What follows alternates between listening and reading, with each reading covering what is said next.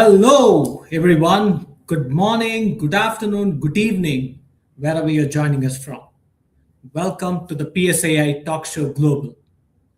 Thanks for making time to join us today. My name is Vijay Sheshadri, and I'll be your host for tonight. I'm a former corporate leader and a current leadership evangelist who focuses on building the next generation leaders. I'm also a professional speaker, and I speak on the themes of leadership and unlocking the potential of humans. Now, if you're someone joining us for the very first time, let me take a minute to give you a brief intro about PSAI. The Professional Speakers Association of India was formed with a core objective to create a community of speakers and help them elevate their speaking business across the globe. PSAI conducts various initiatives to elevate the speaking skills, and we are in one such platform today, the PSAI Talk Show Global.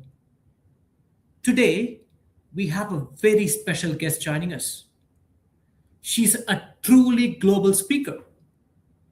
She's a possibility igniter, someone who's spoken across countries in various continents, and someone who believes in the potential of human and their connection. Before I bring her onto the virtual stage, let's watch a powerful video that talks about our guest today. Imagine a workplace where every voice is heard, a culture where everyone feels safe, seen, and appreciated. That's the power of compassionate leadership. With our guest, Sha Nacino. She's the author of International Keynote Speaker. She is recognized as a Distinguished Toastmaster, DTM, the highest award given by Toastmasters International to its members worldwide. Program Director at the prestigious Asian Institute of Management, TEDx speaker. Motivational speaker. Host and founder of world-class summits like the HR Summit Global, Global Authors Summit. She's also the founder and host of the World Gratitude Summit.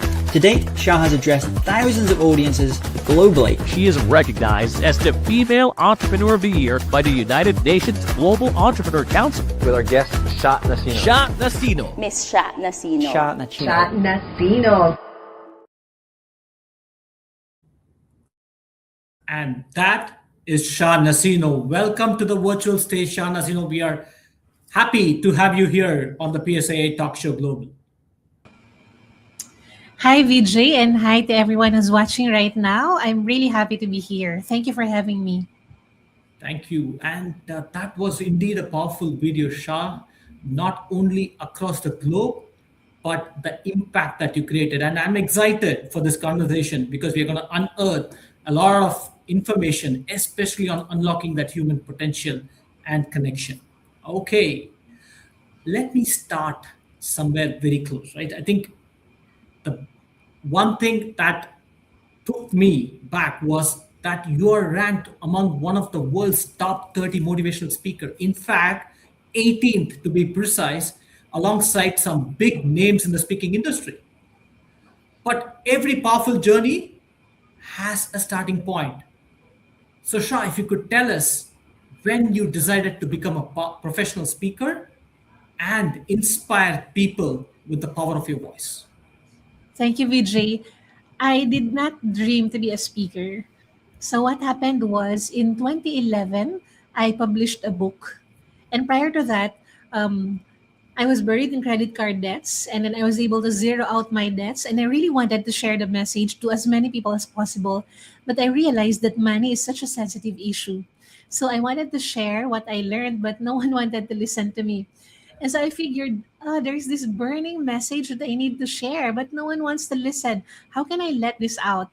And so in one of the seminars that I attended, the idea of writing a book came to mind.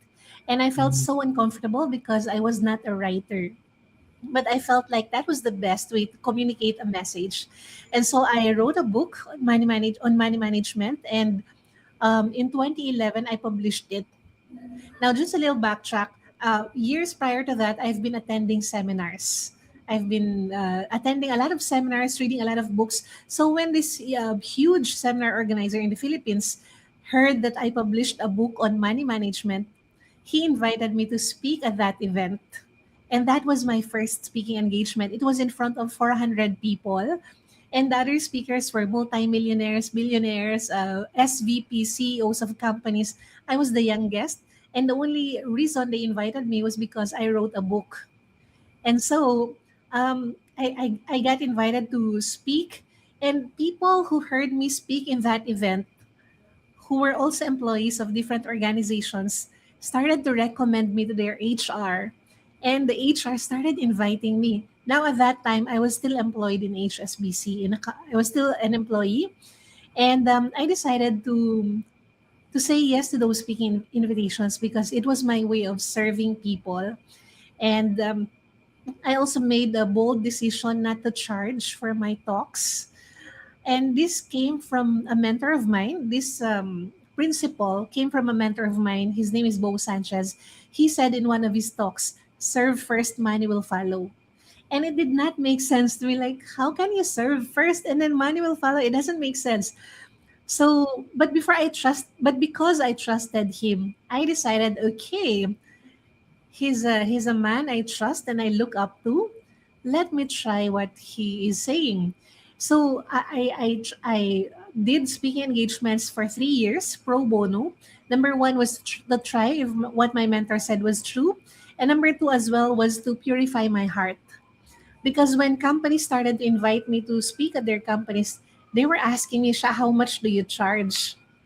And then some of them were ready to pay, like, okay, Sha, this is what we're going to pay you. And I told them, no, don't, please don't pay me. Not yet. Because I was still purifying my heart. When I saw that, oh, public speaking, you can earn this much.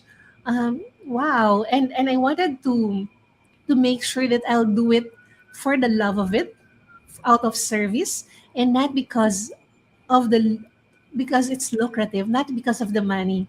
So I did that for 3 years, and I would give my 101% in every speaking engagement that I do. In fact, when I was still an employee and I had limited vacation leaves, around 20 in a year, I would even use my vacation leaves just to go to these companies and give talks to their employees. And then before I left, eventually I left my company. I retired from the corporate world. I retired from HSBC. I would say that HSBC is the best place to work. Also because that's the only company I worked for, but really because I loved the culture of that company. I loved everyone in the company. And I also went to my leader and said, Sir, I've been invited to speak in different companies. Would you want me to do the same for our company? And our department had liked it so much that we had the mornings with Sha, wherein every morning there is this group of colleagues from our department who would attend my talk. So there were a couple of them. So as I kept doing that, I grew in competence. I also grew in confidence. So now looking back, I would say that I had a lot of practice before I went full time as a professional speaker. I had a lot of practice with live audience members, but I really didn't see them as practice. I saw them as, okay, this is me serving you. Now, just to backtrack as well, before I became a professional speaker, I was so shy and introverted. I couldn't even talk to an office mate.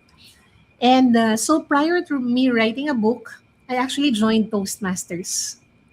So in a way, I had practice already when it comes to speaking, to the art of speaking, so that when 2011 came, I published my book and I got invited to speak, I was ready. So it is true what they say that luck is when preparation meets opportunities. I was well prepared, and when the opportunity came, I was ready. That was inspiring, right? Thank you. I think I'm glad that I asked that as the first question. You beautifully jotted down the journey. Sometimes people look at the end result, but you beautifully said how that is built over time, right? And the foundation was set. And what struck me was you said, Vijay, I was trying to talk, nobody was ready to listen. Today the world is listening, and that's the power of your theory. Thank you for that, Shah. And what intrigued me the most was you kept using the word serve, right? And in fact the talk also you said serve first. Now, professional speakers, there are in the audience members, there are emerging speakers who want to be professional speakers. Can you give them two to three pointers on how they can start serving. Okay. Actually, I can give more than that, Vijay, if that's okay. So, Yes, everything I'm very happy that my North Star is very clear, serving people. And then money follows. So it's not like I'm chasing money. I'm doing this for money, fame, etc. I'm doing this because I want to serve. And then sometimes fame happens, money follows as well, and things like that. Admiration happens as well. So in my 14 years, when I look back at my 14 years as a speaker, I realized that I've been living that phrase, serve first and money will follow, and also serve first and bookings will follow in the context of professional speaking, right? So, what were the things I did that allowed me to serve other people? So let me mention some. I put up online summits like the HR Summit Global. So these were free online summits, especially during the pandemic. And we had 10,000 plus participants from 32 countries.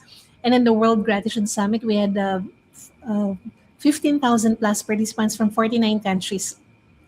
Another is the email newsletter. I was doing email newsletters as early as 2011. So as early as 2011, I've been building my email list, and then I've been sending emails. There was a time wherein I would send emails every week, and people were actually looking forward to my emails. And sometimes when I get so busy and I forgot or I didn't have time to write the email, people would email me and ask, Sha, did you forget me? Did you remove me from your email list? I didn't receive your email last Tuesday. So it's like a community already. And I also post daily on social media. So that's part of serving. So everything that I'm sharing with you, I don't get paid. And then early on in my career also, I gave a lot of pro bono speaking engagements in different universities. I'll share with you a funny story later. Now I do a leadership podcast, which is the Fearless Possibilities podcast. And I professionally shoot it in a studio with a three camera setup. So it's highly professionally produced and I produce them. So it takes a lot of money to produce podcasts. And I'm doing that because I highly value excellence. Now I don't get paid. In fact, I'm shelling a lot of money to do all these. But you see, I think long term. So I don't think in terms of let's say I'm not a transactional thinker in the sense that I do this and then I get paid tomorrow. No, I do this. Maybe I'll get paid tomorrow. Maybe I'll get paid in 5 years. Maybe I'll get paid in 10 years. But what I'm doing is I'm actually building my brand. And the more I build my brand, the more I build myself, my expertise, and the value I can give clients. My ability to increase my fees doesn't have to be uh, it can be exponential. It's not like, okay, increase it by 1%, by 5%. No, if I see that this is the value I can give and I'm confident, now I can charge this, right? Even if the jump is like that. So here's a funny story. One time I got invited to speak in a company and I asked the organizer, how did you learn about me? So I always ask that during discovery calls. And the organizer said, oh, I asked my college professor for his recommendations and he recommended you. And I asked her, what school was that? And she said, this school. And I remembered this school was very, very far from where I was living. And I spent money to go there, like for fare. So that time I wasn't driving a car yet. So I took a taxi going there. So I shelled out money just to go there. And I also remembered that speaking engagement happened 8 years prior to that paid speaking engagement. So in a way, I could say that looking back, when I tried to evaluate the sources of my speaking engagements, about 95% came from referrals. So these were people who heard me speak.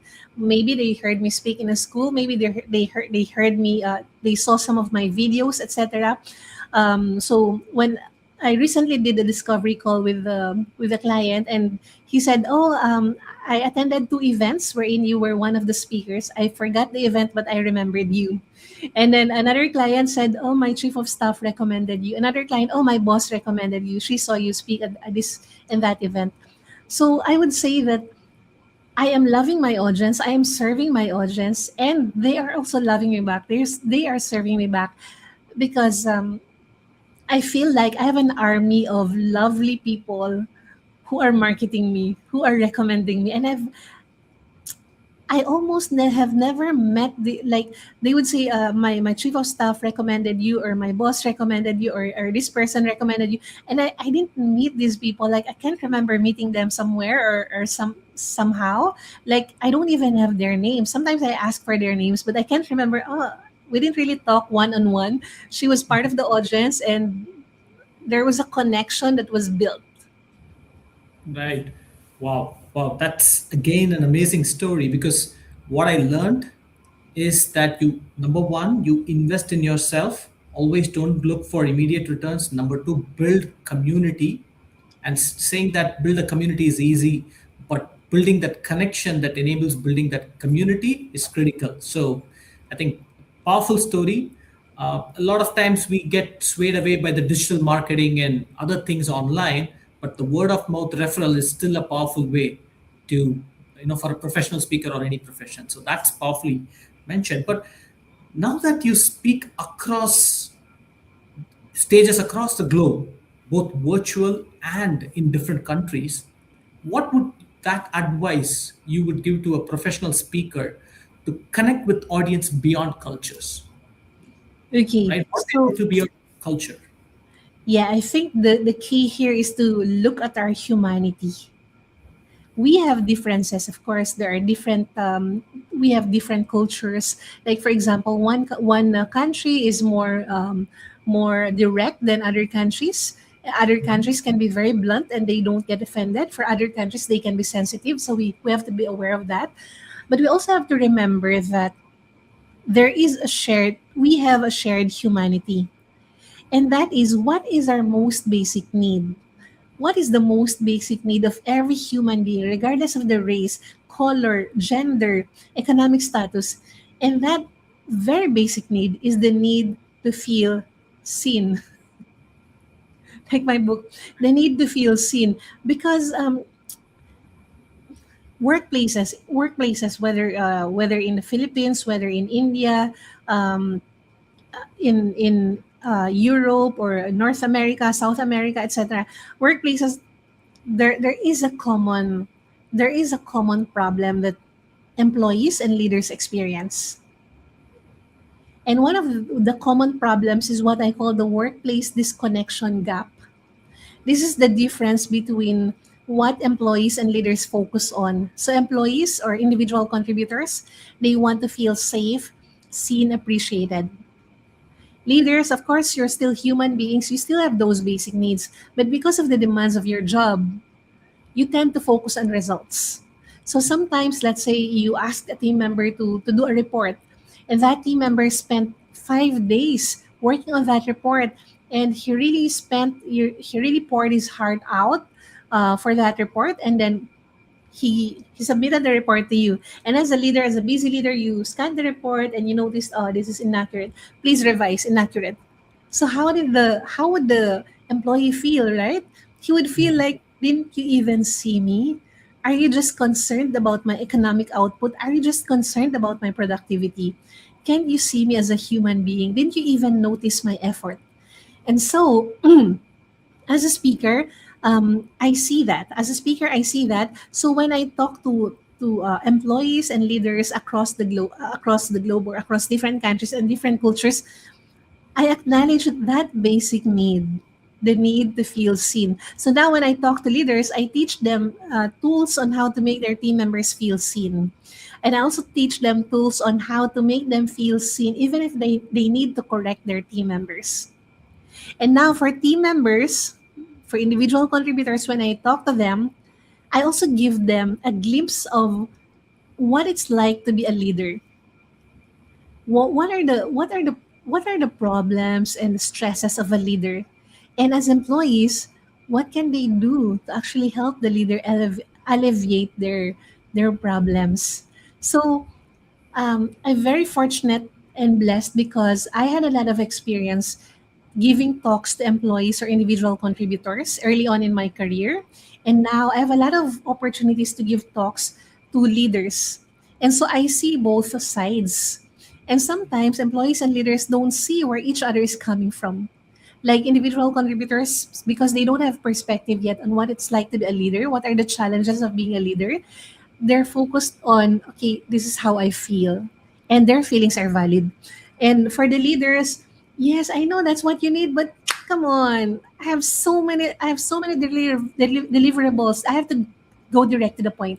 And so I acknowledge that leaders don't have a lot of time to, do this small talk and building relationship. And so the tools that I share with them are something that can be done in seconds, but the emotional connection can last for decades, for years, for decades. So there, just to share also my background, I was a math person. I loved math. I loved math because of the formula. If you know the formula, you're off to go. You can solve any problem. And so I created my own formulas for solving leadership and workplace problems, wherein you don't even have to memorize anything. But as long as you listen to the keynote, as long as you listen to you participate full on to the workshop or training program, you won't even have to memorize anything, but you will remember everything when you need to use that information. That that's again, like you said, the cultures might differ, but the underlying human connection is the same, that is to be seen, right? The moment you acknowledge, value, and respect that, you build that connect.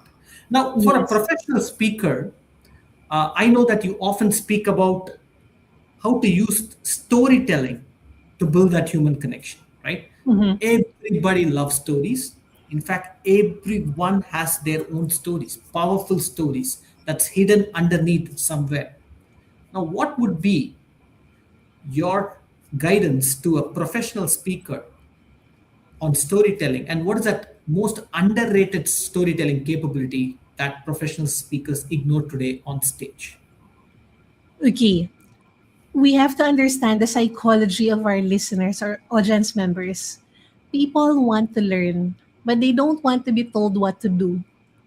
So if your speech is all about do this, do that, anybody can say that, but it will just go from one ear and out the other. So stories, that is your way of disarming people and making them relax. And then depending on the frame of mind where they're coming from, the lens where they're coming from, and what they need to hear at that particular moment, what audience member A and audience member B may hear from the same story will be different. What they will hear may be different. So, for example, you can share a particular story, and what audience member A got was, "Oh, I need to be more mindful about what I eat," and then what audience member B would be, "Oh, I'm so grateful that I exercise regularly," something like that. So, people don't want to learn, but they want to. I mean, people want to learn, but they don't want to be told what to do. And so with stories, you can communicate because you can also create certain emotions in people. Just a short story. I attended a concert. It's a concert wherein they were featuring the songs of a legend in my country, Jose Marie Chan. And while I was watching the concert, I was so inspired that I was taking down notes. I remember in the concert, it's very dark, and I was looking for a paper from in my bag. I didn't see any papers. Good thing I saw receipts, so these were the actual receipts wherein I wrote my ideas. I wrote a lot of ideas, great ideas, while listening to the concert, and I was asking why. Why was I able to come up with all these ideas? And for the past few days, I've been trying to brainstorm, and I couldn't, get to the bottom of things. But now I'm listening to this concert. I'm enjoying it, and the ideas came out. Now I understand. And also another idea was, why is it that people pay a lot of money for concerts but not for seminars or learning events? And I realized why. And it's because concerts make you feel a lot of emotions. And concerts or songs actually tell stories, but in a different way through singing. So when you share stories, you're actually communicating with the heart, communicating heart from your heart to the hearts of your audience. You make them feel certain emotions. You have the ability to ignite something in them. Let me share an example. For example, let's say you attended a talk on how to write a book. And the speaker could be a very good writer, a great speaker as well. And he would teach you all the great techniques on how to write a book. But nothing lands in your heart. Why is that? Wait because there are a lot of, there's elephant in the room. There's a lot of things going on in the minds of the listener. Like, can I really do that? You can say that because you're a writer. Who will read my book? Who am I? Why would people listen to me, etc., etc.?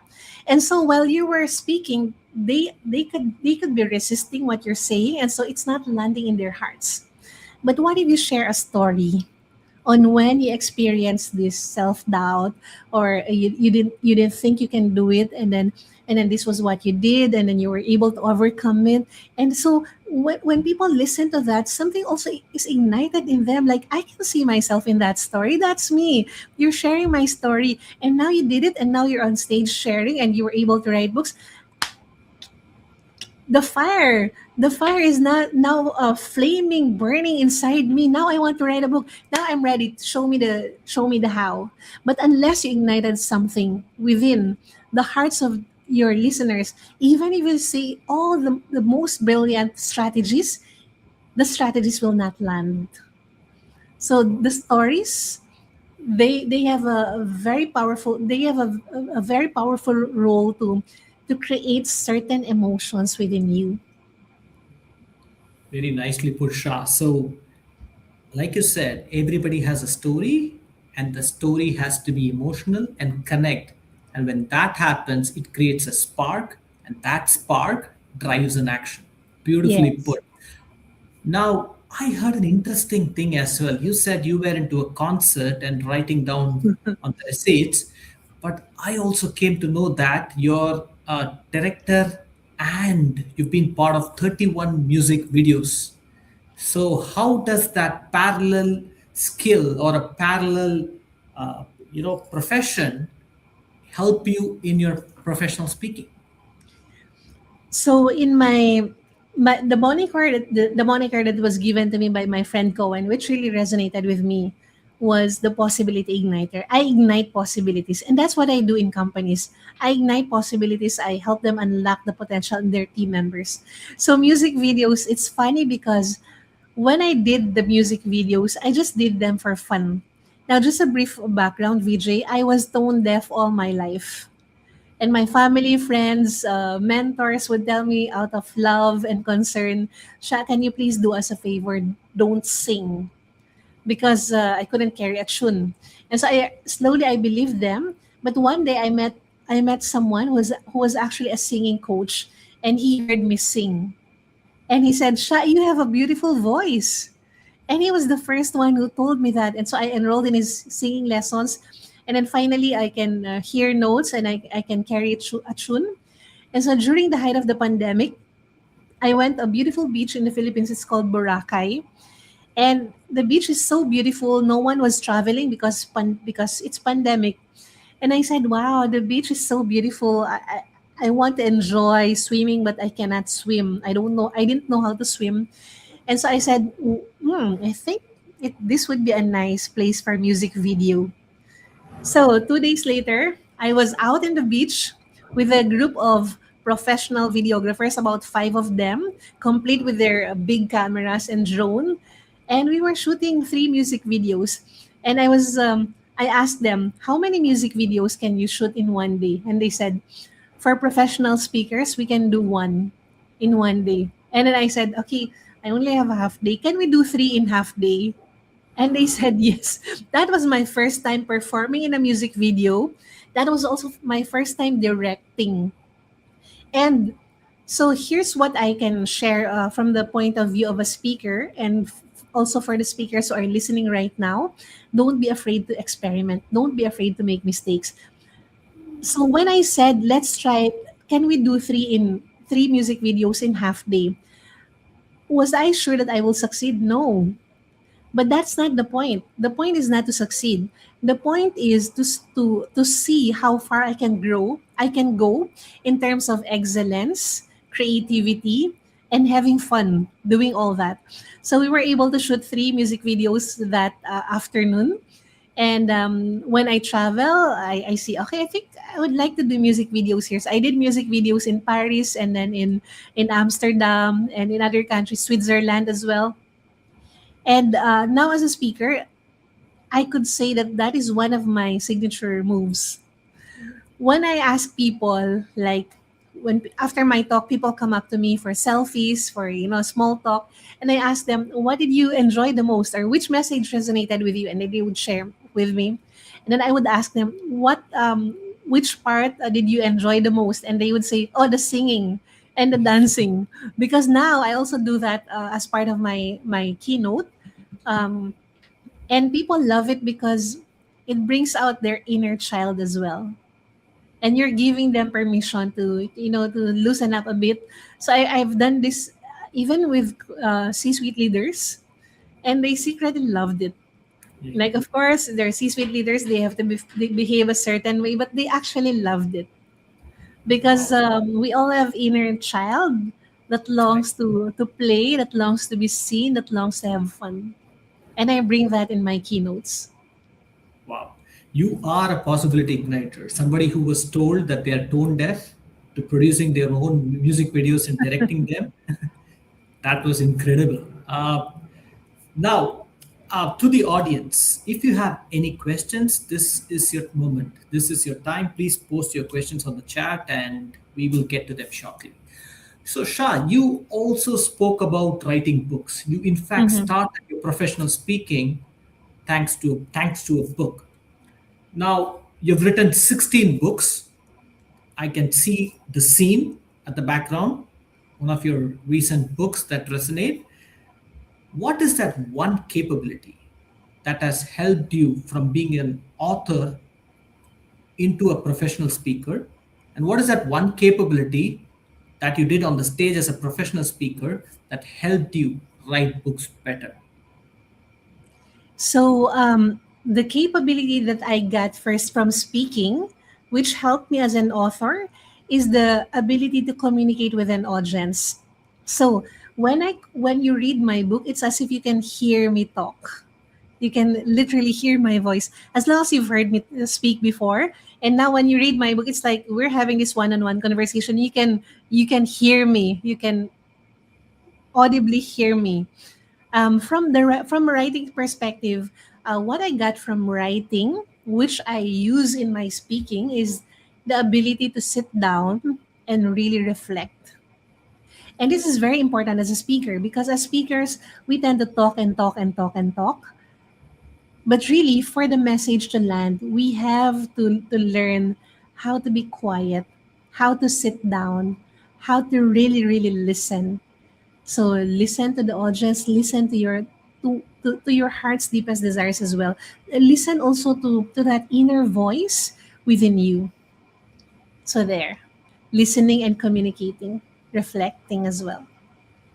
Brilliant. Thank you, Shah. And you also, I think, wrote a book on conquering stage fright, right? I think that's one of your famous books, helping professional speakers or public speakers break the shackles, enter the stage with confidence. Now, we also have a lot of emerging speakers who still have that doubt in mind. They have a beautiful story, they have the power of their voice, but standing on that stage is still a distant dream, right? So, from a capability building perspective for emerging speakers, what can they systematically work through to get out of this fear syndrome? Okay. So remember that feeling nervous just before your talk is normal. And now, when you feel nervous, don't try to judge yourself for feeling nervous. What you can do is to be curious, gently curious. Why am I nervous? Why am I so scared to speak? What's happening? Because a lot of times, inner work is necessary. Of course, there are so many techniques on how to overcome stage fright.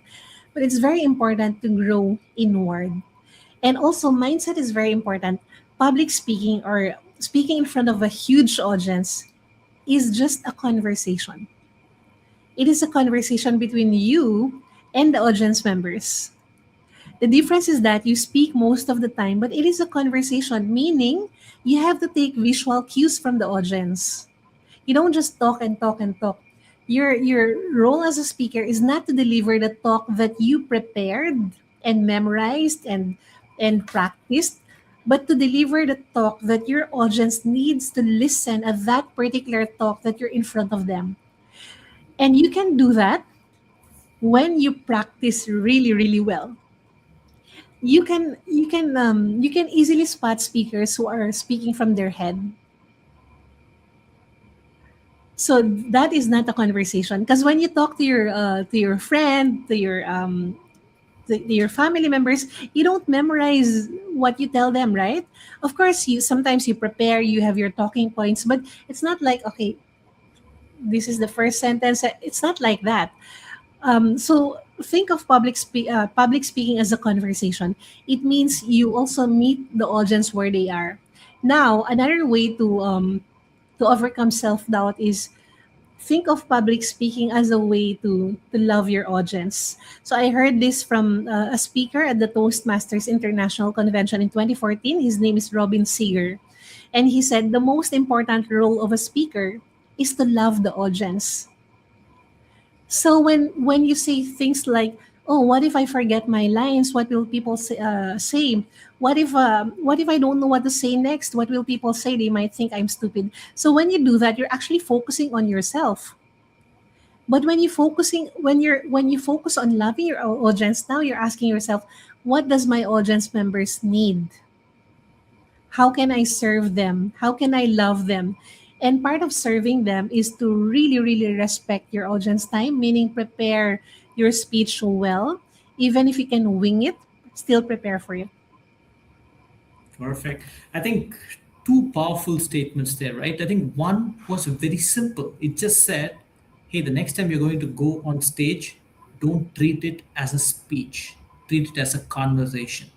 That creates a paradigm shift. The second one is don't be inward focused, focus on who you're serving. And that message of serving is an undercurrent throughout this conversation, and I'm loving it.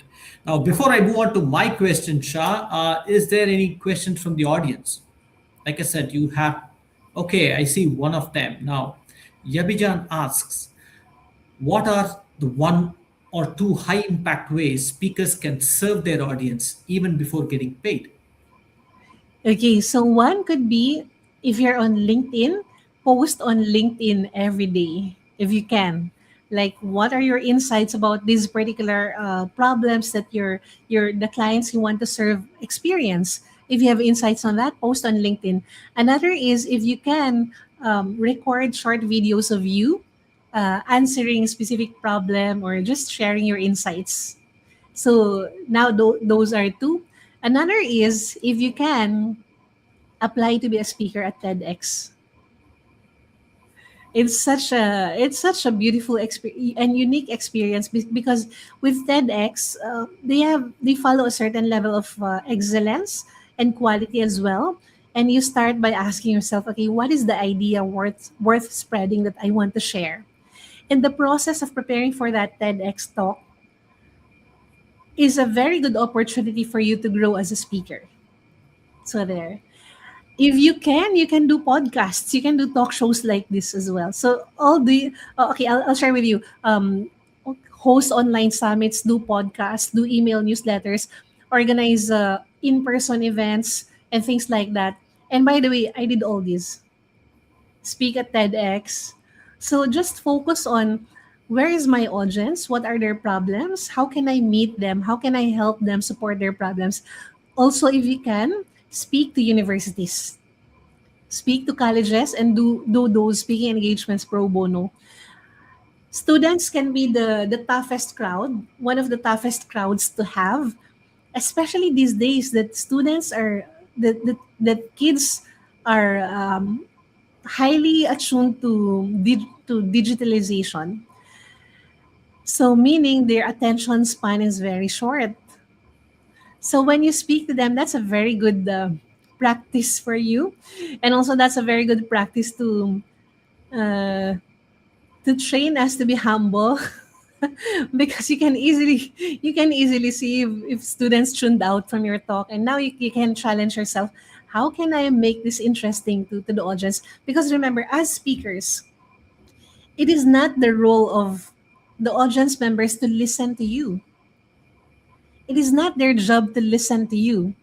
So even if you prepared for that talk for months, it's not their job to listen to you, but it is your job as a speaker to make them want to listen to you.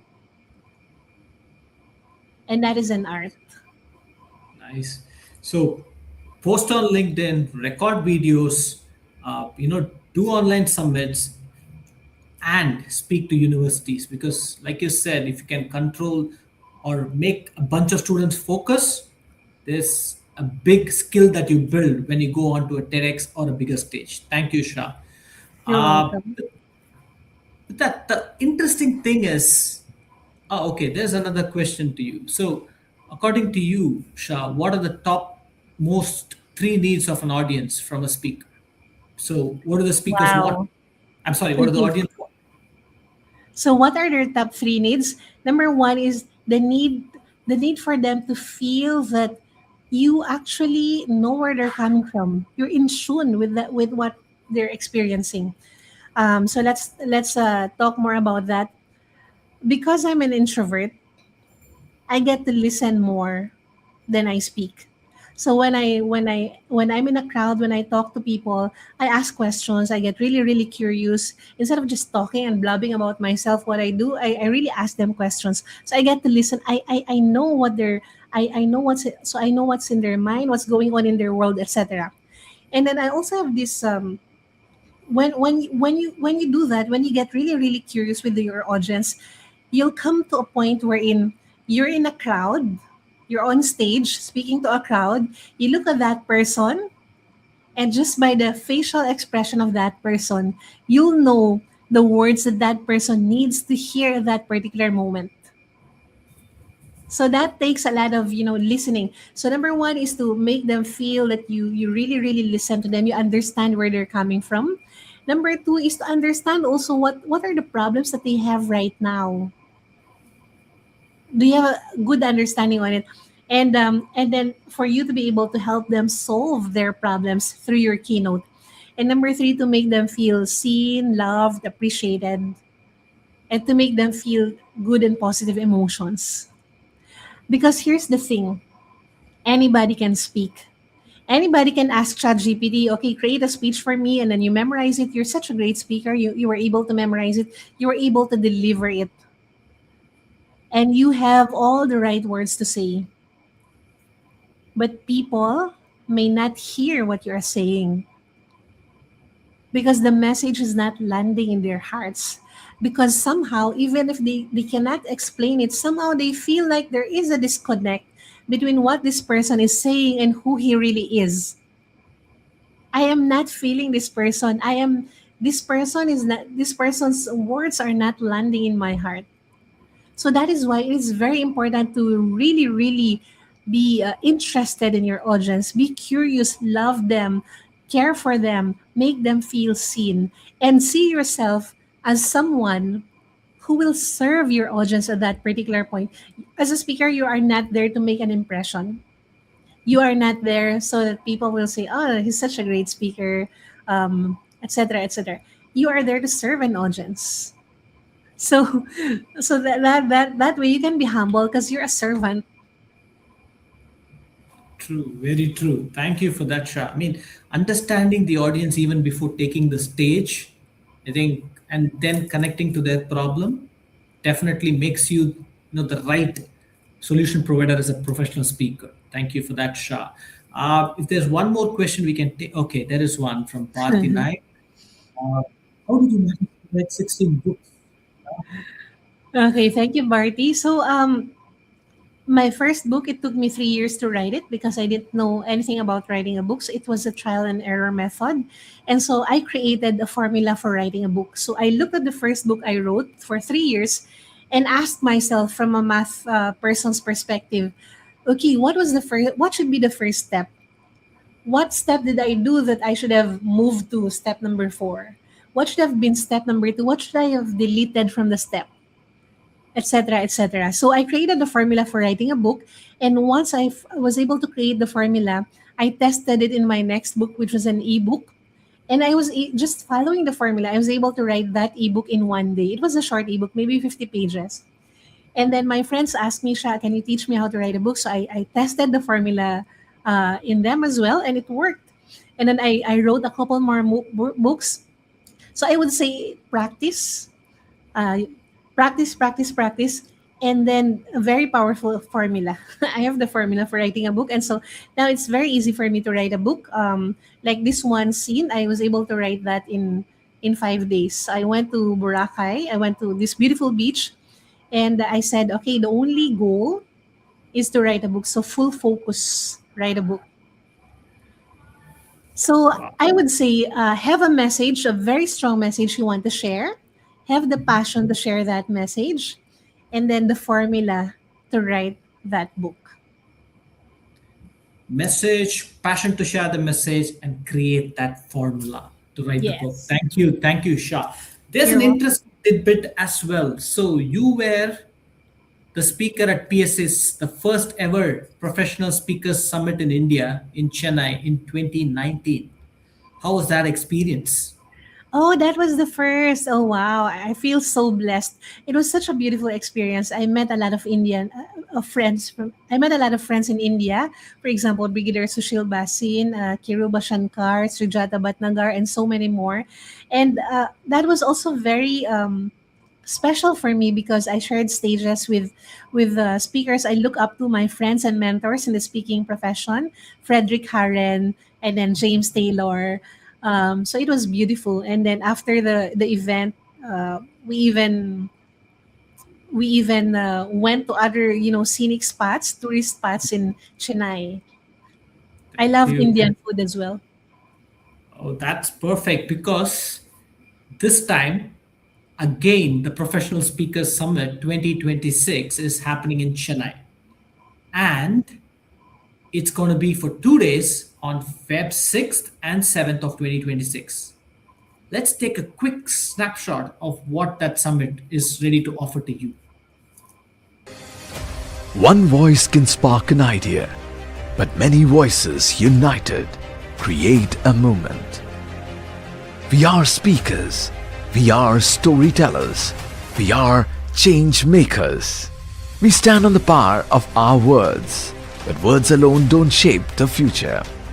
It is when voices come together, when knowledge is shared, that's when true transformation happens. We are a young association, bold, relentless, taking confident strides into the world of professional speaking. But we don't walk alone, we rise together. And what better place to experience synergy than a land where time itself has stood witness to it. Welcome to Chennai. This year we gather not just to speak, but to breathe, reflect and connect at a one-of-a-kind beachside retreat in Chennai.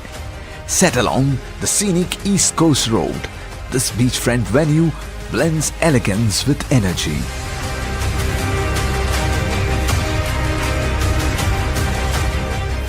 Walk barefoot on the sands. Let the sea breeze ignite your next big idea. Share the table with folks from all over the globe and indulge in a buffet that could range from Tair Sadam to biryani, angel hair pasta to zucchini salad, fried fish to grilled lobster and coconut-drenched curries from coastal India. AI will shape our tools, but synergy will shape our destiny. Because while technology may keep throwing up the next big thing, humanity has always thrived on synergy. This is our moment. This is our stage. This is our synergy. Professional Speakers Summit 2026. Lock the date. Come join us. Be a part of the movement.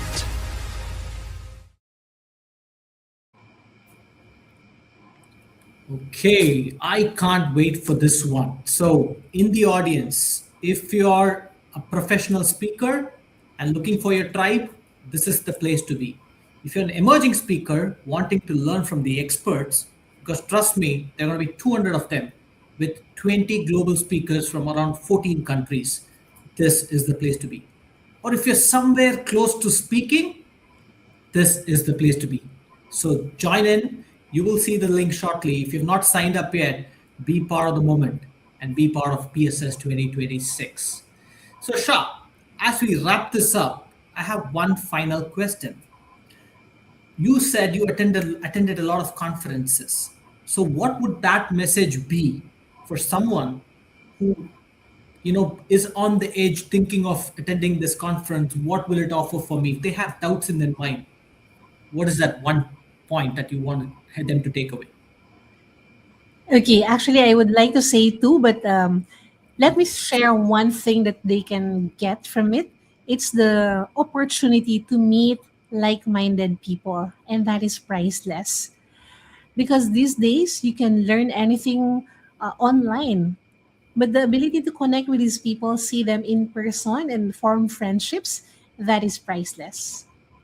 I've Perfect. met a lot of my friends in speaker summits. That's brilliant. And you can go with the second point as well. I'm pretty sure that's valuable. Okay, the second point is the learning that you can learn from these speakers firsthand is also priceless. Because yes, you can watch them, you can watch their videos on YouTube, but remember that these speakers are speaking from their different perspectives as speakers and to speakers. Because when you go online and you look for these speakers, most of the videos you'll see are videos addressed to their clients. But maybe you won't be able to find videos addressed to you as a speaker. And after their talk, okay, here's the technique. After their talk, if you find a speaker that you really really like, approach that person, have a quick selfie, tell that person one thing that you liked, and then ask that person, how can I get in touch with you? And then here's the thing.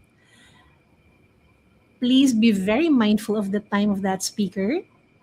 And if you can, just talk to that speaker for 30 seconds and then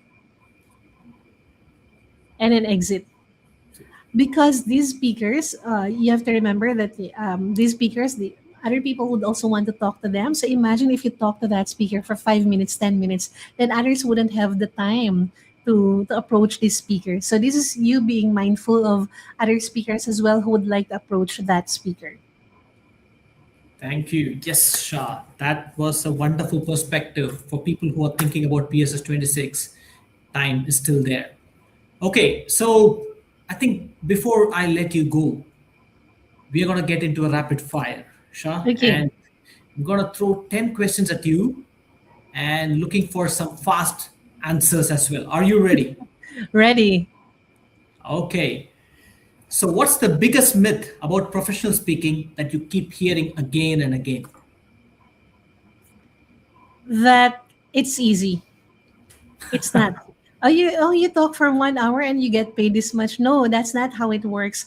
You actually gain your knowledge for so many years and then you condense it for 1 hour to help the clients solve their problem within that 1 hour. So they're not paying you for 1 hour. They are paying you for your decades of experience, years of practice, months of rehearsing that keynote. Thank you. What's the favorite country you've spoken in, excluding Philippines?